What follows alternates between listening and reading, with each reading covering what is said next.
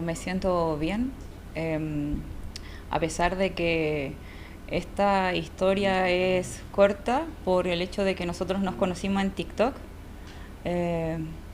Siempre he creído en Ikram, me siento muy bien con él, con su familia, con las personas. Todos me han recibido muy bien en Pakistán y espero poder seguir conociendo a Ikram y a toda su familia. A ver, en Pakistán no he hecho ningún plan de vida. Pienso que yo debo irme a Chile nuevamente y Ikram venir conmigo y así poder tener un futuro mejor en Chile, o que él pueda conocer mi país y probablemente ver qué pasa en el transcurso del tiempo. Oh, lo amo mucho. Oh, vengo desde Chile a Pakistán solamente por él. Yo creo que eso demuestra el amor que tengo hacia Ikram. Yourself, tell your name. My name? Yes. Nicole? O Nuren? Yes, second name and first name. First name and others.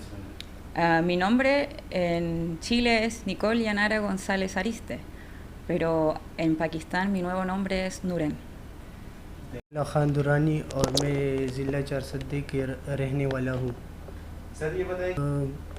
میں ٹک ٹاک پہ ویڈیو دے رہا تھا تو اس پہ یہ مجھے فالو کیا اس نے، اور اس کے بعد ہمارا تعلق بنا اور گپ شپ 25واں رمضان میں ہمارا تعلق بنا ہے.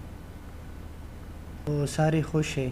میرے والد صاحب اور میری ماں ابھی اس دنیا میں نہیں ہے اور میرے بہنیں ہیں وہ سارے خوش تھے.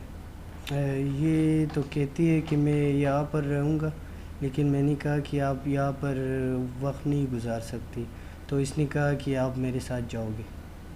ابھی تک تو کوئی مشکل سامنے نہیں آئی، لیکن ایئرپورٹ میں یہ وہ پولیس والوں نے اس کے ساتھ میرے خیال میں تھوڑی سی بدتمیزی کی تھی. اس کو پاسپورٹ پھینکا تھا، تو اس کی وجہ سے وہ یہ موبائل کمپنی میں منیجر ہے. ان کو کال کرتی ہے، واٹس ایپ پہ ویڈیو کال کرتی ہے، ان کے ساتھ باتیں کرتی ہے.